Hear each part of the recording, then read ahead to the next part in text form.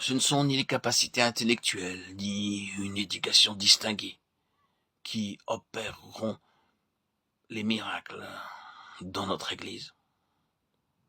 Non, seulement par la puissance de la foi et notre capacité de prier.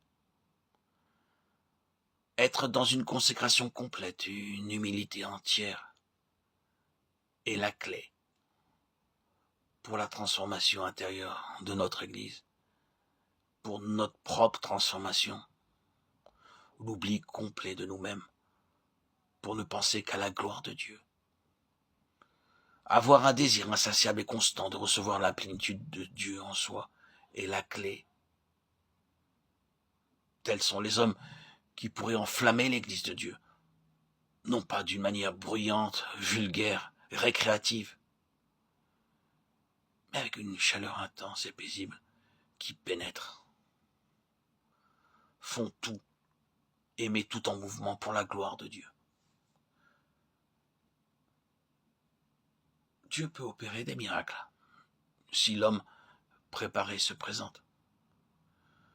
Et les hommes peuvent opérer des miracles s'ils peuvent avoir Dieu pour les conduire. L'onction complète de l'Esprit qui remua le monde serait éminemment utile dans ces derniers temps. Des hommes qui puissent mettre en mouvement le monde entier pour Dieu, des hommes dont l'action spirituelle change l'aspect des choses. Ces hommes-là sont, à l'heure actuelle, le besoin universel de l'Église. L'Église a toujours eu de ces hommes-là. Ils sont la gloire de son histoire. Ils sont des miracles vivants attestant la divine origine de l'Église. Leur exemple et leur histoire ne cessent de nous inspirer et de nous édifier.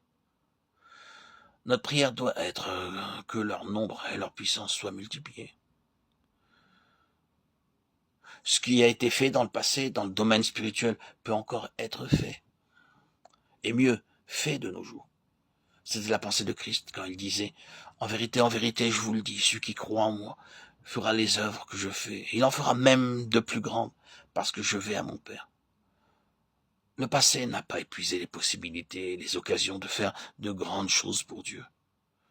L'Église, qui n'a de miracles, de puissance et de grâce que dans son passé, est une Église déchue. Dieu veut des hommes élus, des hommes chez qui le moi et le monde n'existent plus.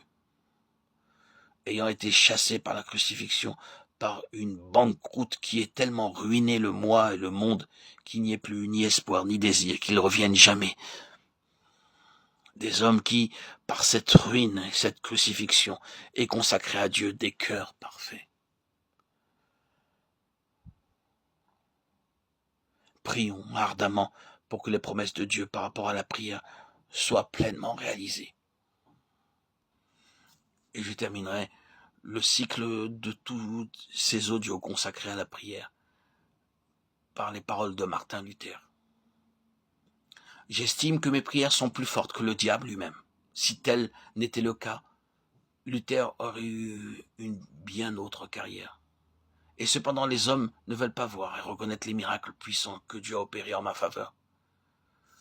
Si je négligeais de prier un seul jour, je perdrais beaucoup de la flamme de ma foi.